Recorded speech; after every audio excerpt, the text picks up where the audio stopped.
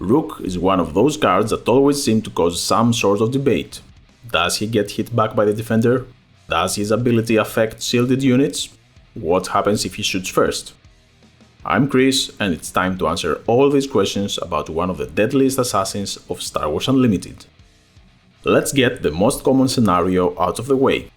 You control Rukh, he still has his shield on, your opponent controls a random unit, and you attack it. Will Rukh get hit back, resulting in having his shield broken?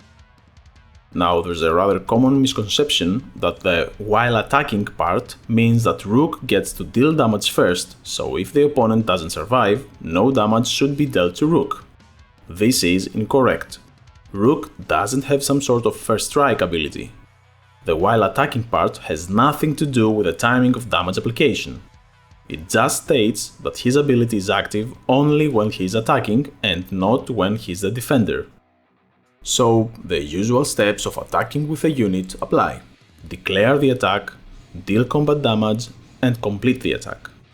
Now, if we take a look at Rule 632 about dealing combat damage, we'll see that if attacking a unit, the attacker and defender simultaneously deal damage equal to their power to each other.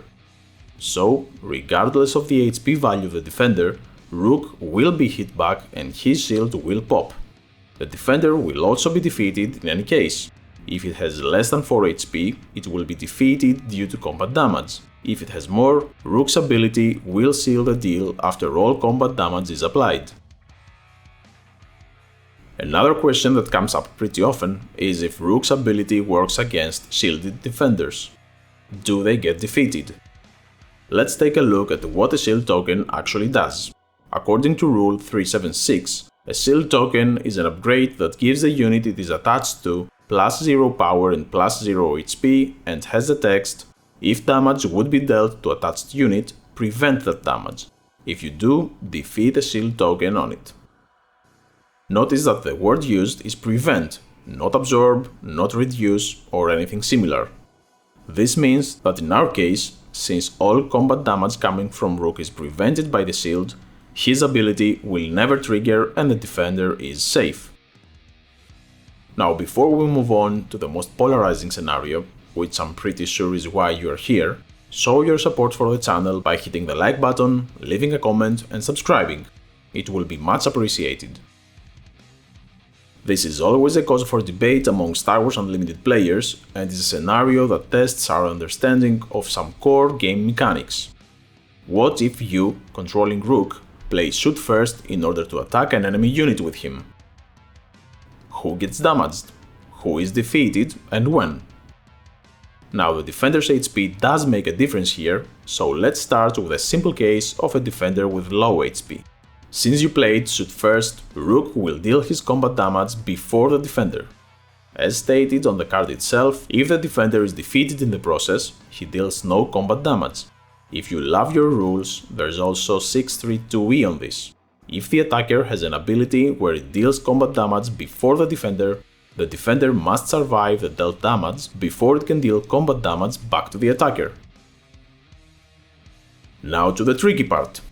What if the defender has enough HP to survive the combat damage?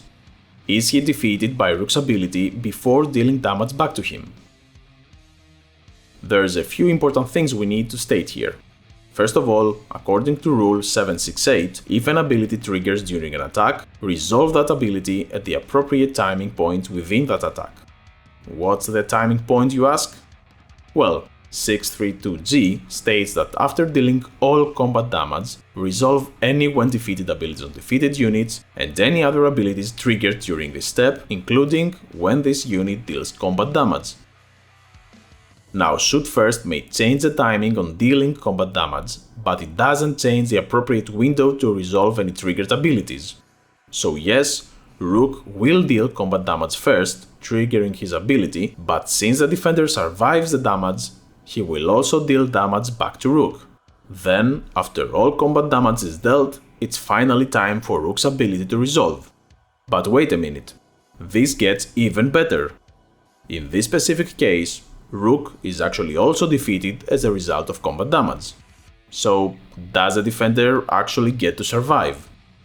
The answer is no. If we refer to Rule 763, For a triggered ability to resolve, the card with the ability must be in play when the triggering condition occurs. Additionally, the triggered ability must resolve once triggered, even if the card with the ability leaves play before the triggered ability resolves. So, no matter what, Rukh will defeat his target, maintaining his spot among the galaxy's deadliest assassins. I really hope you enjoyed this. Thanks for watching, I'll see you in the next one.